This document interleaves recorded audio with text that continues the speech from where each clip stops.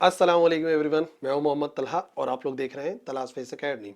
आज हम लोग कवर करने वाले हैं फर्स्ट डे का लेक्चर और फर्स्ट डे के लेक्चर में हमारा चैप्टर नंबर 7 कंटिन्यू है, वर्क पावर एनर्जी। और आज जो है बल्कि हम इसको कंप्लीट करने वाले हैं। आज हमारा लास्ट लेक्चर है चैप्टर नंबर 7 से रिलेटेड। और आज के इस लेक्चर के अंदर हम लोग कवर करने वाले हैं topic various sources of energy का।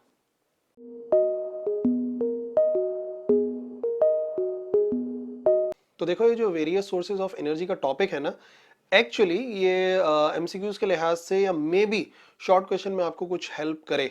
लेकिन ये है कि मैं आपको मतलब बिल्कुल कंफर्म बताता हूँ कि अगर आप इस लेक्चर को देख लो, एक दो मरतबा रिवाइज कर लो, तो मैं समझता हूँ कि जो एमसीक्यूज आने वाले होंगे इस टॉपिक से रिलेटेड, आप उसको अटेम्प्ट कर पाओगे। तो पहले टाइप की एनर्जी है विंड एनर्जी, या जिसे विंड पावर कहा जाता है। तो देखो, विंड एनर्जी एक्चुअली जो फ्लो ऑफ एयर है थ्रू आर एटमॉस्फेयर, ठीक है ना, हवा फ्लो कर रही है, हवा की एक रफ्तार है, खास रफ्तार है। तो अगर हम उस एनर्जी को कन्वर्ट कर दें किसी तरीके से इलेक्ट्रिकल एनर्जी में, तो हम एनर्जी को हासिल कर सकते हैं, ठीक है ना। और बड़ी अच्छी बात यह है कि ये एक रिन्यूएबल सोर्स ऑफ एनर्जी है, ठीक है ना। यहाँ पर कुछ ज़ाया नहीं हो रहा। अगर मैं फ्लोइंग ऑफ एयर से इलेक्ट्रिसिटी को प्रोड्यूस करता हूं तो कुछ भी ज़ाया नहीं हो रहा है यहाँ पर, क्योंकि हवा ने तो फ्लो करना ही है, हवा फ्लो करती रहेगी। तो क्या होता है, बेसिकली एक फैन लगा होता है बड़ा सा, जिसके पीछे एक छोटी सी मोटर लगी होती है, जनरेटर लगा होता है जो इलेक्ट्रिसिटी को जनरेट करता है। तो जैसे जैसे एयर फ्लो करती रहती है वैसे वैसे वो फैन रोटेट करता है।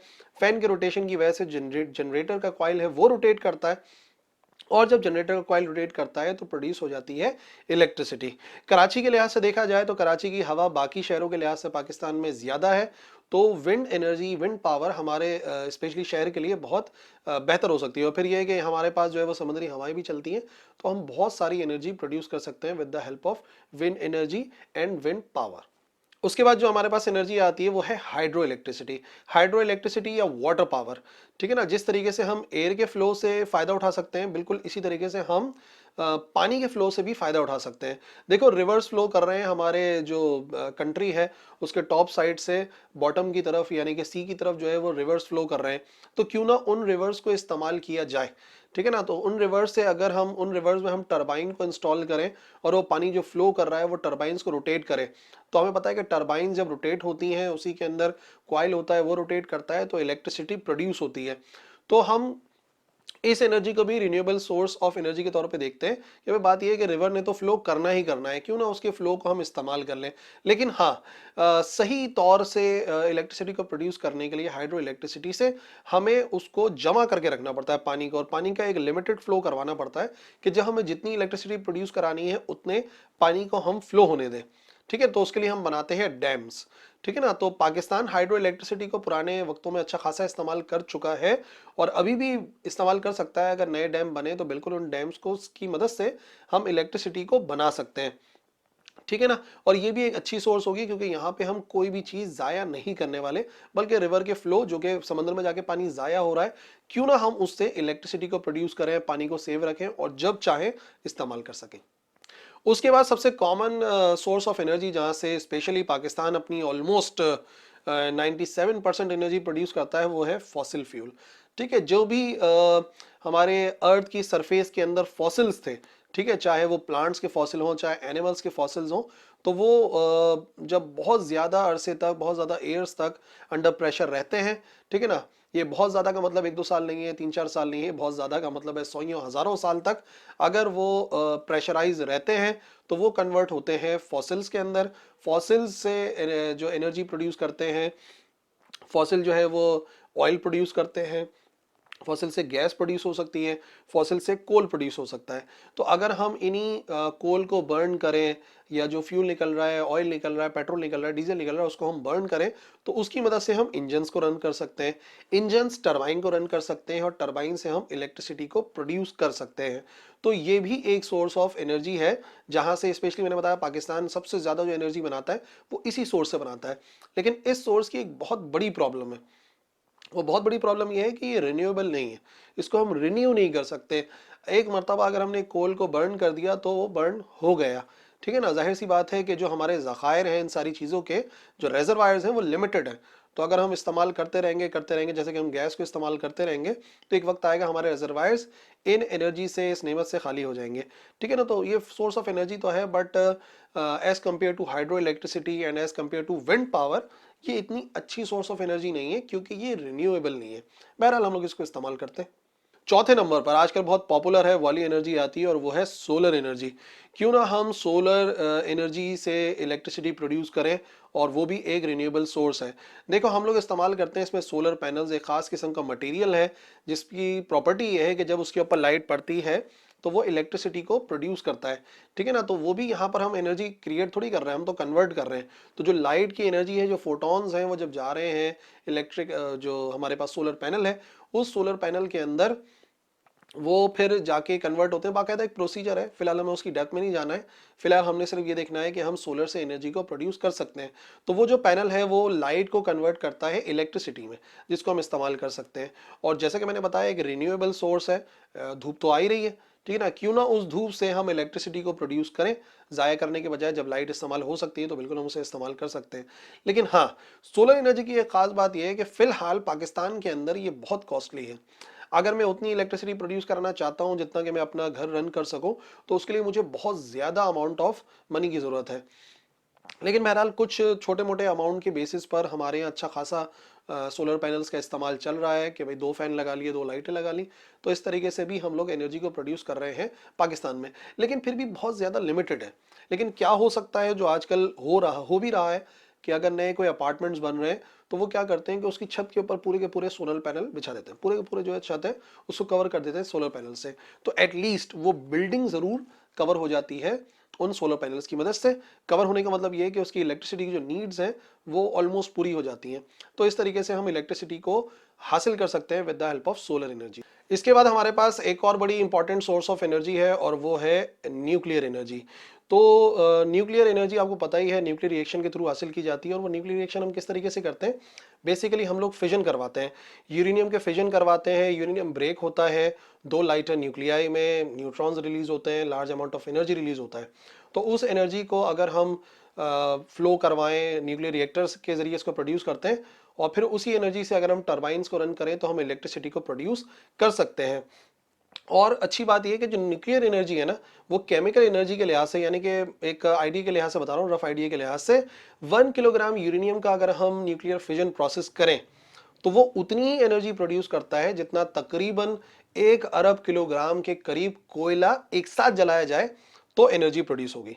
तो 1 किलोग्राम यूरेनियम उतनी एनर्जी प्रोड्यूस कर रहा है जितना कि हम लोग फॉसिल फ्यूल से, कितने, ऑलमोस्ट 1 अरब जो है, अगर हम किलोग्राम फॉसिल फ्यूल को बर्न करें तो उतनी एनर्जी प्रोड्यूस होती है।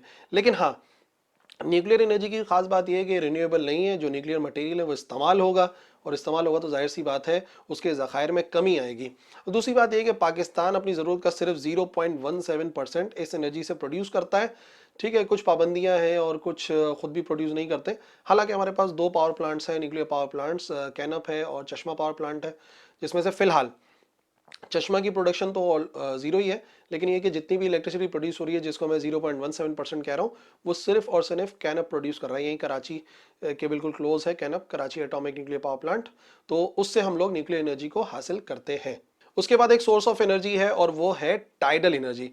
टाइडल एनर्जी बड़ी इंटरेस्टिंग टाइप ऑफ एनर्जी है, बट ये ऐसा नहीं है कि पूरा हम शहर रन कर सकें, पूरा कंट्री रन कर सकें, बट ये कुछ एरिया जो है वो बिल्कुल कवर किया जा सकता है with the help of tidal energy.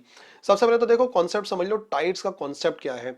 देखो, due to the gravitational attraction of sun and moon, जो ग्रेविटेशनल अट्रैक्शन होती है सन की और मून की, तो उसकी वजह से जो सी है, जो सी वाटर है, उसका आगे बढ़ना और पीछे हटना, ठीक है, इन्हें कहते हैं टाइड्स। या अगर कभी आप लोग इत्तेफाक हुआ हो पिकनिक पर जाने का, और पिकनिक पर जाने का वो भी सी साइड, और तकरीबन एक पूरा दिन वहाँ पे गुजारा हो, तो इस बात को आप बड़े क्लियरली ऑब्जर्व कर सकते हो कि जब आप सुबह जाओगे ना, फॉर एग्जांपल आप 8 बजे पहुँचते हो, तो आप पानी का एक लेवल देखोगे कि अच्छा पानी का लेवल इतना है। लेकिन जैसे जैसे दोपहर होती रहेगी, आप देखोगे पानी का लेवल पीछे हटता रहेगा, पीछे हटता रहेगा। और फिर होते होते जैसे ही मगरिब होगी, मगरिब के बाद और मगरिब होते ही आप देखोगे पानी आगे आना शुरू हो जाएगा। ठीक है, और फिर रात के वक्त अच्छा खासा आगे आएगा और फिर वही 8 बजे उसी पोजीशन पे पहुंच जाएगा जिस वक्त आप पिकनिक पे पहुंचे थे। तो देखो, जब मून सामने आ रहा है अर्थ की जिस साइड पर हम लोग हैं, जब उस के सामने यानी कि फेस कर रहा है मून, तो due to the attraction of moon and also sun, जो पानी है वो आगे की तरफ खिंचता है, और जब मून उस तरफ नहीं होता तो पीछे की तरफ चला जाता है। तो ये जो पानी का आगे और पीछे होना है, इन्हें कहते हैं टाइड्स। तो इन टाइड्स को हम कैसे इलेक्ट्रिसिटी के तौर पे इस्तेमाल कर सकते हैं? हम ऐसे इस्तेमाल कर सकते हैं कि क्यों ना जब पानी आगे हो रहा हो तो उसी जगह पे हम टरबाइंस रखें, ताकि जब पानी आगे बढ़ रहा हो तो वो टरबाइंस को रन करे। टरबाइंस को रन करेगा, इलेक्ट्रिसिटी प्रोड्यूस हो जाएगी। फिर जब पानी पीछे की तरफ जा रहा होगा दोपहर के वक्त, तो वो दोबारा से उन टरबाइन से गुजरेगा, टरबाइंस को रोटेट करेगा, तो फिर इलेक्ट्रिसिटी प्रोड्यूस हो जाएगी। तो हम क्या कर सकते हैं कि हम दिन में 2 मरतबा टरबाइंस को रन कर सकते हैं बिना किसी एक्सटर्नल सोर्स के। ठीक है ना, कोई काम नहीं करना पड़ रहा, कुछ इस्तेमाल नहीं हो रहा, क्योंकि टाइड्स तो फॉर्म होती हैं, रिन्यूएबल सोर्स है। लेकिन हाँ, ये बात है कि जहां पर सी होगा, जैसे कराची के पास सी साइड मौजूद है, तो वो इस एनर्जी से बहुत ज़्यादा फ़ायदा उठा सकता है। बाकी ये है कि ऑल ऐसा नहीं है कि हम पूरे के पूरे मुल्क के लिए इससे एनर्जी को प्रोड्यूस कर सकें।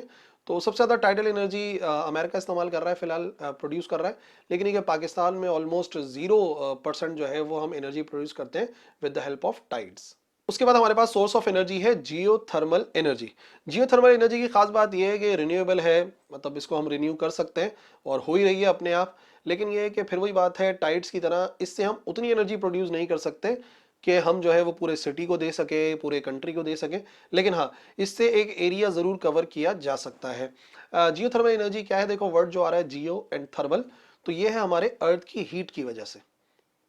ठीक है, अर्थ की हम जितनी डेप्थ में जाते रहते हैं उतना जो है वो हीट प्रोड्यूस होती रहती है। ठीक है ना, हीट का अमाउंट बढ़ता रहता है अगर हम अर्थ की डेप्थ में जाते रहें, जो कि हो सकता है डेप्थ में जाने की वजह से। जब हम डेप्थ में जा रहे हैं, फिर हो सकता है कि वहाँ पे जो कोई भी एलिमेंट्स मौजूद हैं, ठीक है ना, तो उनकी वजह से हो सकता है, रेडियो एक्टिव एलिमेंट्स की वजह से थोड़ा बहुत होता है। और फिर जाहिर सी बात है, जितना हम अर्थ के मेंटल के करीब जाएंगे उतना टेम्परेचर बढ़ता रहेगा, लावे की मौजूदगी की वजह से, मेंटल की मौजूदगी की वजह से। तो फिर ऐसा है कि उस एनर्जी से क्यों ना हम इलेक्ट्रिसिटी प्रोड्यूस करें। तो किया क्या जाता है, जियोथर्मल एनर्जी को इस्तेमाल करने के लिए जियोथर्मल वेल ड्रिल किए जाते हैं। जियोथर्मल वेल क्या होते हैं? बाकायदा हम 2 वेल्स ड्रिल करते हैं जिनको दरमियान में हम जोड़ देते हैं। ठीक है, हॉरिजॉन्टल ड्रिलिंग के थ्रू 2 वेल्स होते हैं और हॉरिजॉन्टल ड्रिलिंग के थ्रू हम दोनों वेल्स को जोड़ देते हैं। एक वेल से हम जो है वो फ्लो कराते हैं वाटर को, और वो एनर्जी को एब्जॉर्ब करता करता करता करता जब दूसरे जियोथर्मल वेल से बाहर आता है तो वो कन्वर्ट हो जाता है स्टीम में। स्टीम से हम रन करते हैं टरबाइंस को, और टरबाइंस प्रोड्यूस करते हैं इलेक्ट्रिसिटी। बट जियोथर्मल एनर्जी ना बहुत कॉस्टली है। वजह यह कि हमें 2 बड़े वेल ड्रिल करने हैं, जो कि आमतौर पे पेट्रोलियम वगैरह के लिए किए जाते हैं। तो जियोथर्मल एनर्जी जो मैंने ऑब्जर्व करा है, जियोथर्मल एनर्जी आमतौर पे जो पेट्रोलियम वाले ना यही इस्तेमाल करते हैं। कोई वेल अगर डेड हो चुका होता है, प्रोडक्शन उससे ख़त्म हो चुकी होती है, तो फिर वो इसको जियोथर्मल वेल के तौर पे इस्तेमाल कर लेते हैं। तो वहाँ के जो रहने वाले हैं उनके लिए इलेक्ट्रिसिटी प्रोड्यूस हो जाती है, उस प्लांट के लिए इलेक्ट्रिसिटी प्रोड्यूस हो जाती है। तो जियोथर्मल एनर्जी बस इतनी ही एनर्जी प्रोड्यूस कर सकता है, ना कि पूरी कंट्री, ना कि पूरे सिटी के लिए। तो वीडियो के अंदर हमने कई सारे सोर्सेज ऑफ एनर्जी को स्टडी करा, सबको कवर नहीं करा, लेकिन जितने हमारे बुक में उनको जरूर कवर करा। आई होप समझ में आ गया होगा।